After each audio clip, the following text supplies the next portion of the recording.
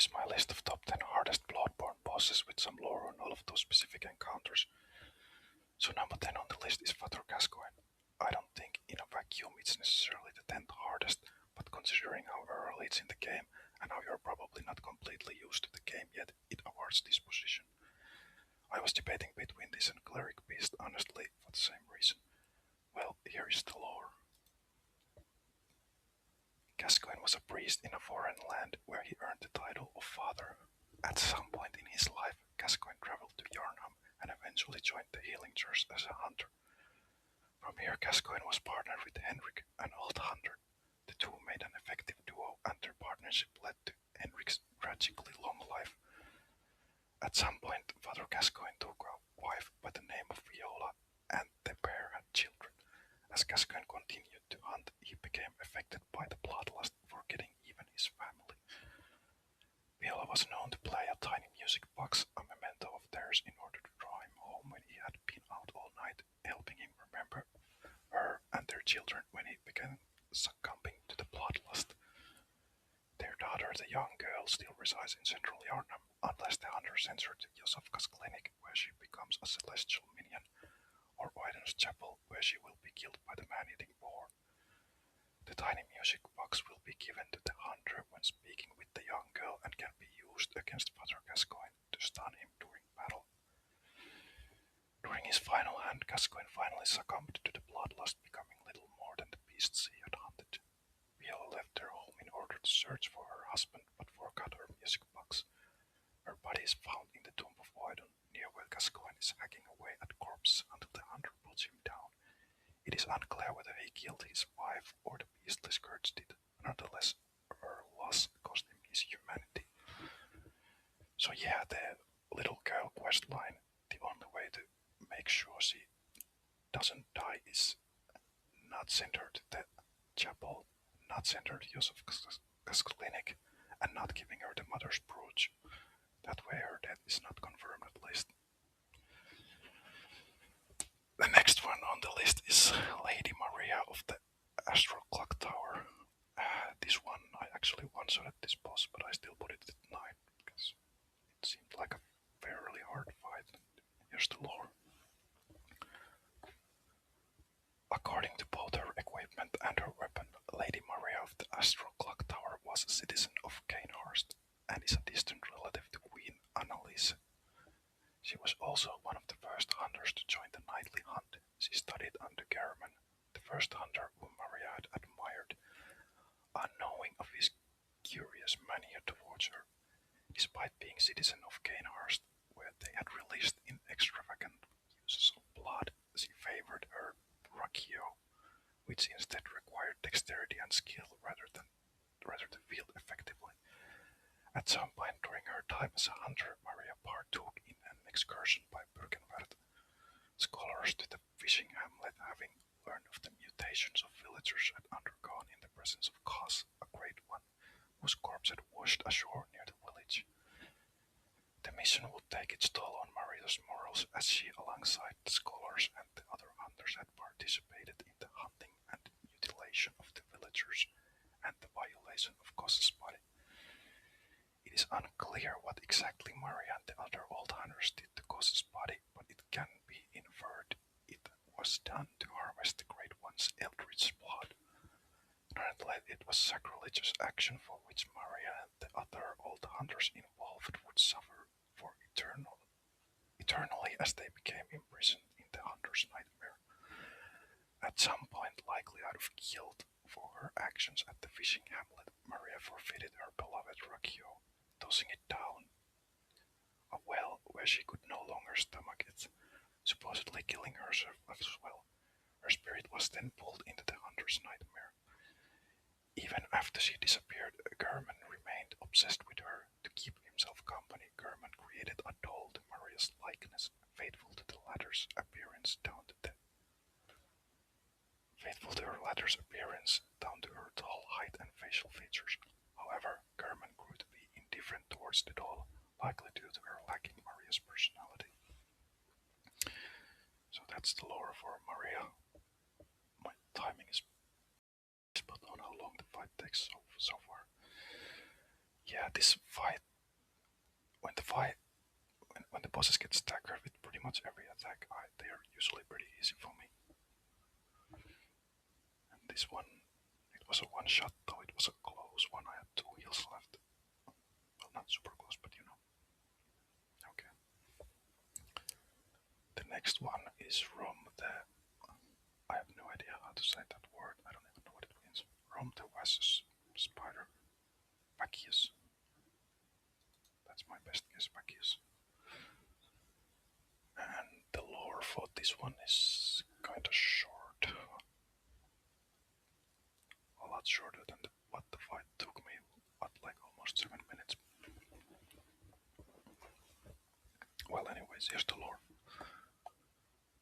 Romtevaki spider controls the barrier that prevents normal humans from seeing the true horrors around them, such as the lesser amygdalae crawling around Cathedral Ward. Rom was once a scholar of Bürgenwerth, who at some point went through metamorphosis into a kin courtesy of Kos according to dialogue given by Mikolash.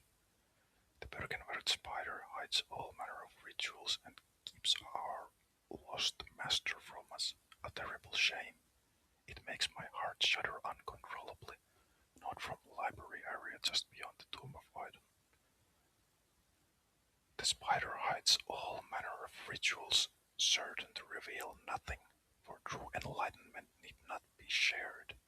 Note from the second floor of Bürgenwerth. Ah, Kos, or some say Kosum, do you hear our prayers? As you once did for the Vassus Rome, grant us eyes, Nicholas, host of the nightmare. So, yeah, that was the lore, and I placed this fight in my difficulty list to 8. I really have no idea. Are you supposed to kill the small spiders or not? They barely take any damage from my attacks, so I decided that I guess I'll just hack away at the boss. Maybe the spiders have some kind of weakness, like hitting them in the back or something, but yeah, I don't really know. So I just go for the big one.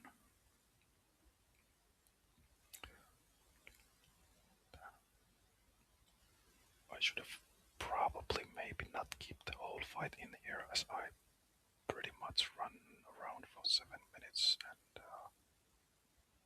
hit it every now and then.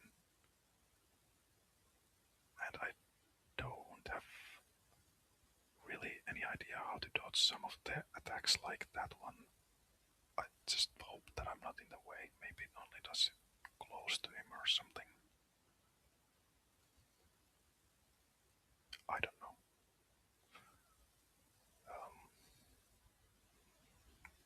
Yeah, I should have probably edited this fight to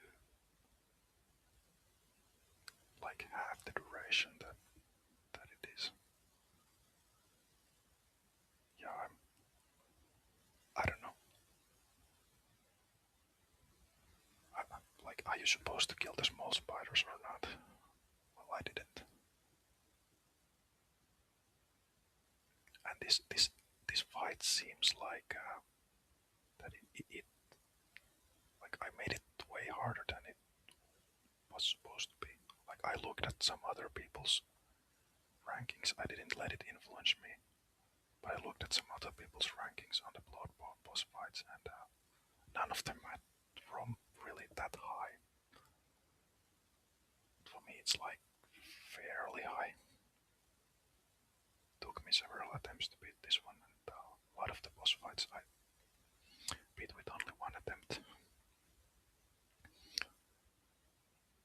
I really wish you could run with L3 in Bloodborne, because when you run with circle and you want to change the camera at the same time with the right stick, you kind of have to put your right hand in a little bit of an awkward position, like I'm holding circle with my index finger, and then I'm turning the camera with the right stick with my thumb.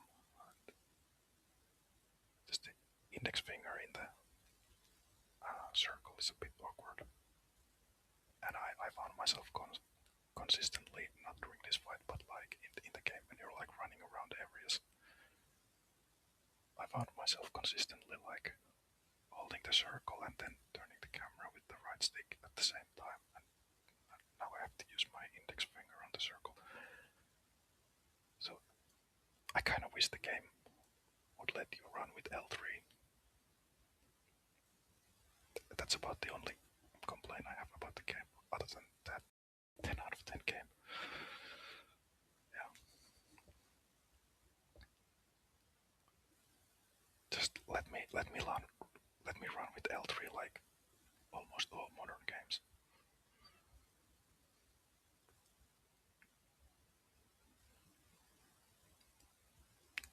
That's how they do it for a reason.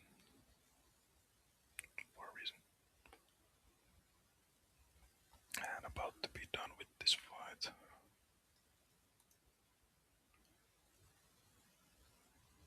Pretty soon. Yeah, Bloodborne is like, I'd say it's one of the best games of all time. And the lore is pretty fascinating.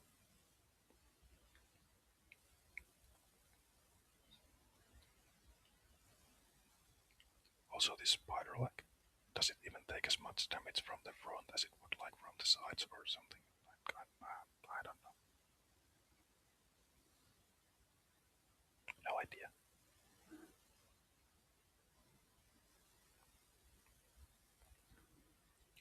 Can pull up the next lore while I'm beating this guy. Don't want to reveal the next one yet, but yeah, we are done. And the seventh hardest boss in the game, in my opinion, is German, the first hunter. And here comes the lore. At the start of the beast's scourge, German was the first of the Yarnamites to take notice of the beasts and became the first hunter. His garb tells us that by making adjustments to his everyday clothing and tools, German equipped himself to hunt the beasts. He became a well-known pioneer to the field of hunting beasts, taking up responsibility as a teacher and weapon designer. One of his most prominent apprentices was a woman who had distantly related to Annalise, Queen of the Wildbloods, the ragu-wielding hunter Lady Maria. German had a curious mania over Maria, which she was unaware of. As the plague spreads and more people became aware of it, the church began sending out specially sanctioned hunters of their own, and even recruited civilians to join the hunt. Soon enough, German and his workshop became invalidated as the church set up a workshop of their own. Sometime after Lady Maria went missing after the event of the fishing hamlet, German in his grief called upon a great one to help him bring life to the doll, and with its assistance a contract created to the hunter's dream. The doll, however, proved not enough to sate German's longing of Maria's return, and he soon became bitter of her presence. As the hunt dragged on and hundreds of hunters came and went, German realized he was bound to the dream and he could never escape it. In his sleep he pleads to Master Willem and Lawrence to free him from his dream. At the end of the game, German offers to free the hunter from the nightmare and return them to the waking world. 3 different endings are possible depending on which answer is given. So yeah, that's the lore for German. Placed this fight as the 7th hardest. The thing about German is that it's a pretty aggressive fight. He's attacking a lot. But the reason why it can be really easy if you do all the side content in the game, especially if you do the DLC, you are probably quite over leveled for this fight, and it's another fight I happen to one-shot.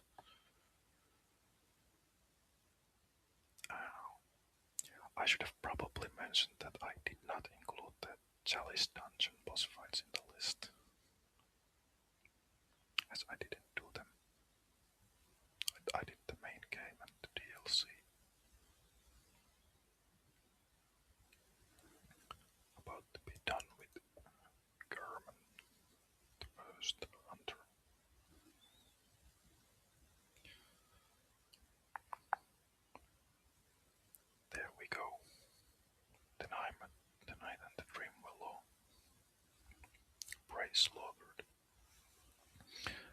6 blood-starved beast. And here is the lore. It is suggested that the blood-starved beast was a person receiving blood healing as a part of rituals performed by the healing church members in Old Yarnum in order to learn more about the Great Ones and the effects of blood healing. This is demonstrated by a corpse of another blood-starved beast that can be found crucified and chained in the ritual hall of blood of Old Yarnum. Moreover, below the corpse, the player finds ritual blood. This suggests that the blood-starved beast has some connection to ritualistic practices performed by the healing churches and some significance to blood healing and its administration. In this case, it is well possible that these beasts must be skinned alive in order to collect their blood without killing them, since they would simply regenerate minor cuts or surgical shunts. It is not unlikely that these beasts were once blood saints, the healing church's nuns chosen to be sources of healing blood. This would explain both why these beings are blood-starved, they were skinned to take their blood, and why there are similarities to the female beast patients. In Bloodborne Death of Sleep, a specific blood-starved beast relentlessly pursues the hunter and the child on their travels until it is finally put down by the latter. Yeah, I think this is actually a really hard fight if you go here as soon as you can, especially if you don't one-shot it or two-shot it and you're like low on antidotes. It can be really hard if you don't wear like a poison resist armor, which you can find earlier in the level with Gascoigne's head or something. The beast, both start beast can actually one-shot you to a poison. If you wear those, it two shots to your poison, so the armor is really helpful. Okay. Yeah, I think this was like a sleeper pick, like a surprisingly hard one. Okay, the next one. Dark Beast Bar.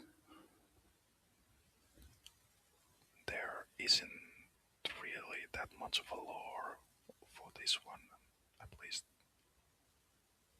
in the place where I'm reading this stuff from, so there is a description, so I'll just read the description.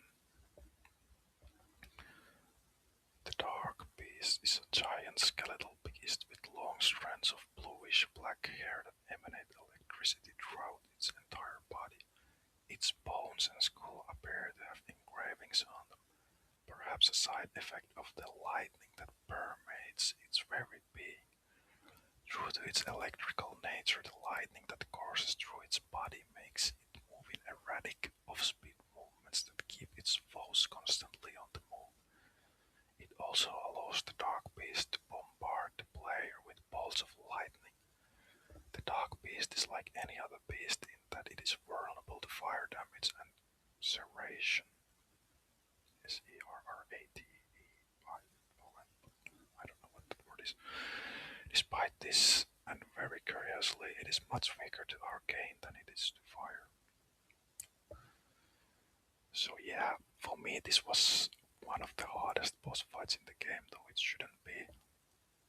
I feel like 5th spot is pretty damn high for this one. But the reason why I put it so high is that I went to this boss fight pretty much as soon as you were able to. Like after the Blood-starved beast get grabbed by one of the, what do you call it, snatcher. The guys with the big bags get grabbed by one of those, and they took you to this area where this boss is. And if you do that as soon as possible, that is like pretty damn early in the game. You like completely skip multiple areas, and you're a little underbit leveled for this. So I came here. I feel like a bit underleveled, perhaps, because I came here as soon as possible, pretty much. And if you do that, it's a pretty tough fight. And that's why I put it so high on the list. Ray slaughtered.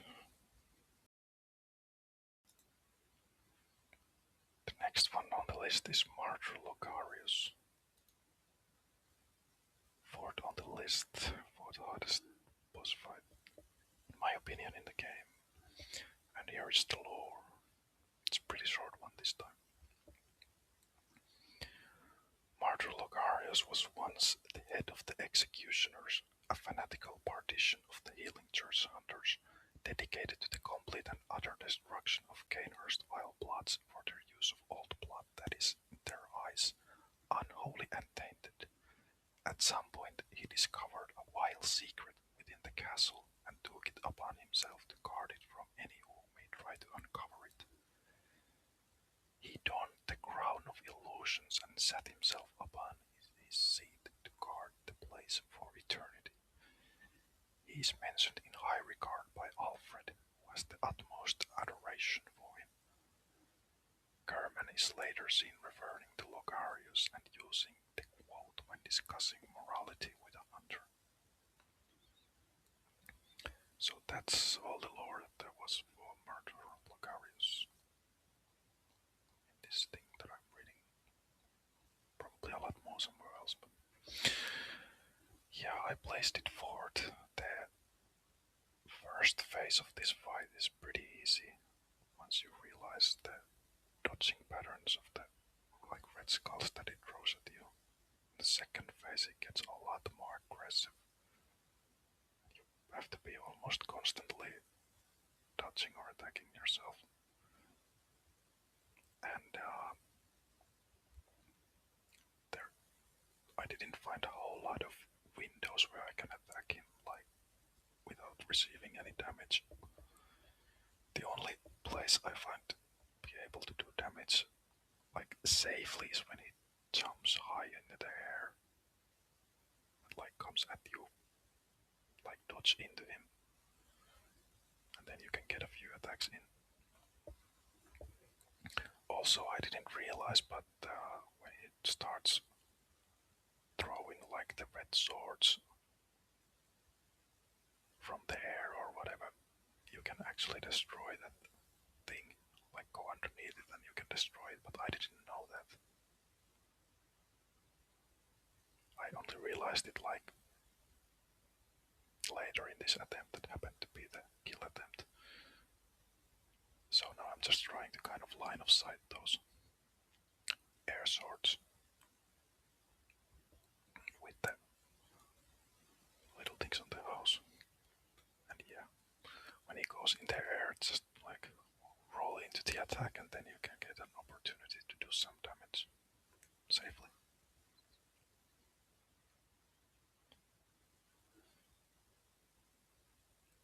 And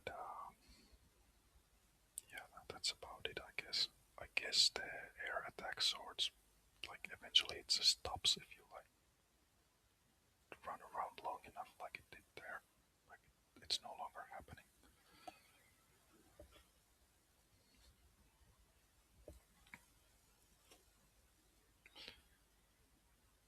And yeah, this was a surprisingly hard fight. It took me, well, I didn't really keep count on attempts. I just remember the ones that well, obviously if I one shot or two shot or three shot a boss, I'll probably remember, but this one I don't remember, so I'd imagine this took me 5+ attempts or something, 5, 6, 7 maybe, I don't really remember.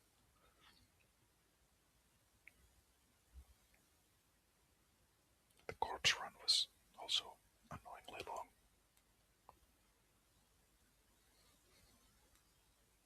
Having to run a lot on the rooftops and inside the building.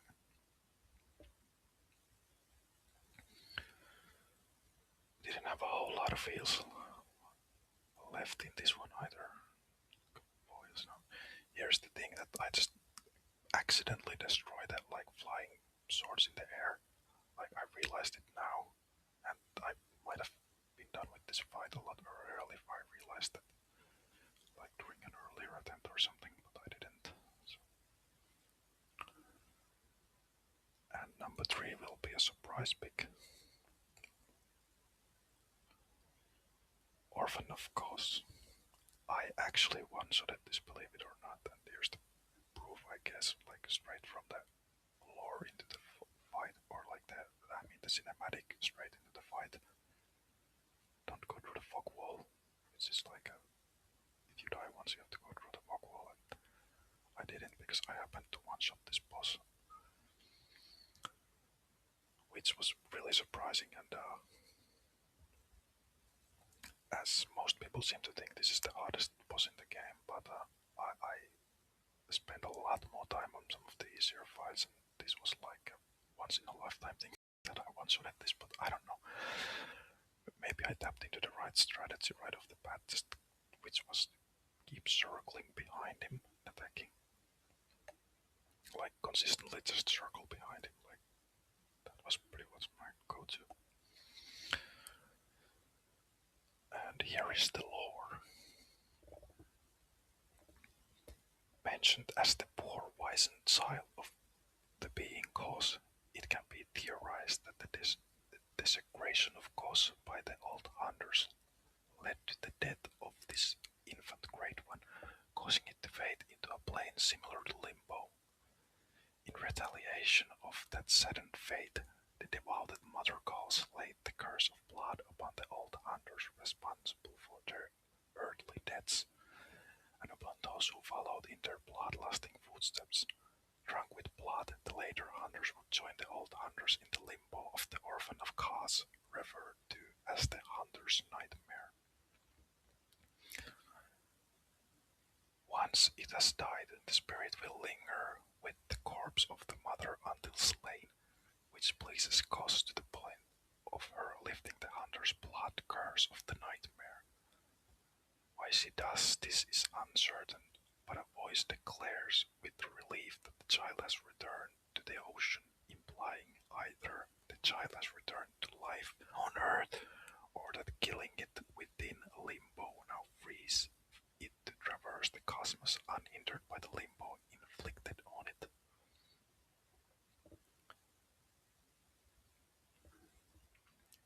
So yeah, that was the lore. My throat is so damn dry right now, but I didn't bring any drink with me. And I really want to get this recording done with one take. Anyways, yeah. I don't know, maybe I got insanely lucky with this one, being able to one-shot it. Now, me bragging about one-shotting this is not completely true, because I have played this game like almost a decade ago, and this is like a revisit. Maybe I should have mentioned that earlier, but yeah.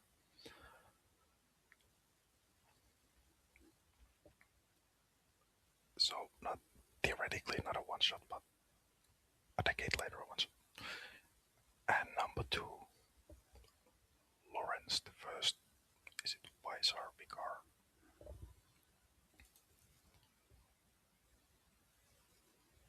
And here is the lore.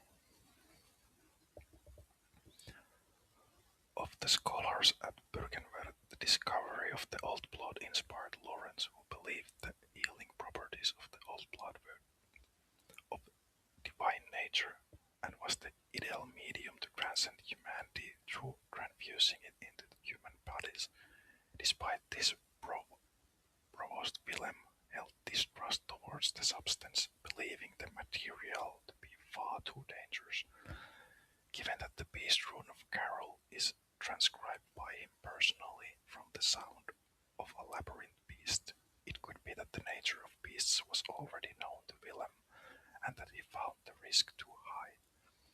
The two had a falling out, and unable to convince his master otherwise, Lauren took his leave, but promised to remember Willem's warnings on the danger of blood and fear it. Even though he felt betrayed, Willem prayed that his student kept that promise. Lawrence travelled to Yarnam along with Mikolash, German, Maria, and many other scholars, sowing the healing properties of the ministration of blood and eventually forming the Healing Church, becoming its first vicar while distributing the healing blood throughout the entire city of Yarnam. But when infected blood became circulating, Lawrence was among those who fell victim to the plague and transformed into the first cleric beast in history and put to death. He was revealed in the DLC to have some part in the slaughter of the fishing hamlet, and due to the curse laid of the hunters by Cos, Lawrence was imprisoned in the hunter's nightmare, left to burn for all eternity without memory. He is destined to seek the representation of his former life and mission in vain as punishment for his misdeeds. So yeah, this boss took me, I don't know, 30 minutes, 40 minutes to beat, a lot of attempts. I placed it at second as it took me the second longest.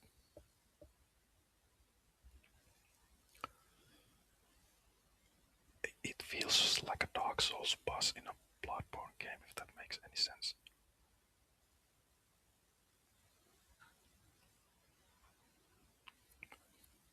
But yeah, maybe I should have mentioned earlier in the video that I have played this game like a decade ago or close to that, but yeah, nevertheless, it's what I think is the hardest top 10 fights in the game, in my personal experience. And really unsure what to do when this boss like goes on a rampage and spamming dodge.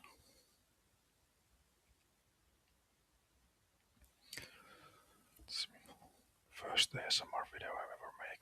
We'll see if I'll make more or not. Undecided. If the video does really well by my own shitty metrics, then I guess I'll make more. But we'll see. We'll see.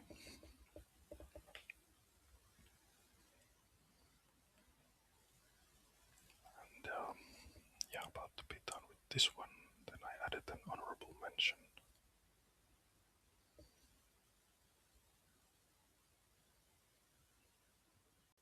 The honorable mention is not really a boss fight, but these two fucking whales in the well. Getting this down took me way longer and way more attempts than most boss fights in the entire game. Like, in this attempt, I got the other whale down really low before the other one showed up, so it went kinda easily. I realized that it travels to that distance where the other one shows up, so I tried to pull it to the back of the cave so it had a longer distance to run towards the other one so I could do some extra damage on it. And this one, I think the Lady Maria had some lore about the weapon or something that she drew in the bottom of the well, and this one drops it. Rakuo, not sure. And number one hardest boss in the game, the Witch of Hemwick. This fight is so hard. It's like there's so many ads. The boss is hidden. You don't even know where the damn boss is. You have to like look for it and kind of guess where it is. You cannot even find the damn boss. And in the end, there ends up being two bosses instead of one. Then there's some ranged attacks, and this was so damn difficult. And you get overwhelmed with the ads, and yeah, let's get to the lore of the Witch of Hemwick, the hardest boss in the game. Okay, that was a joke. It's the easiest fight in the game, in my opinion. And the number one hardest fight in the game for me by far was Ludwig the Accursed. And here is the lore. Ludwig was the first of many healing church hunters to come, many of whom were clerics, as it was clerics transformed into the most hideous beasts. Under Ludwig's leadership, the healing church gained its own corps of hunters. Ludwig trained his hunters to be honorable Spartans and even trained ordinary Yarnamites, effectively uniting the populace and using it to combat the scourge. Ludwig wielded a mystical greatsword that he himself discovered, allowing him to channel the abyssal cosmos. He looked down to the sword and the tiny beings of light that surrounded it for guidance, allowing him to empty his fears. Even if in the middle of a hunt it is implied, the sword is itself sentient to some degree, which influenced Ludwig greatly. Despite seemingly being respected, Ludwig had his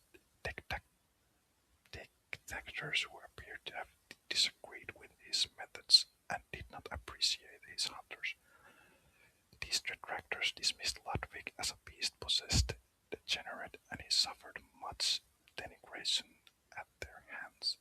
At some point, Ludwig succumbed to the bloodlust and mutated into a horrifying beast, a terrible cross between a horse, wolf, and a man. He was trapped in the hunter's nightmare and completely lost himself to the blood. He resided in the underground corpse pile, where by killing countless beasts and hunters in his blind rage created the blood river which flows through the nightmare. So yeah, this was for me the hardest boss in the game.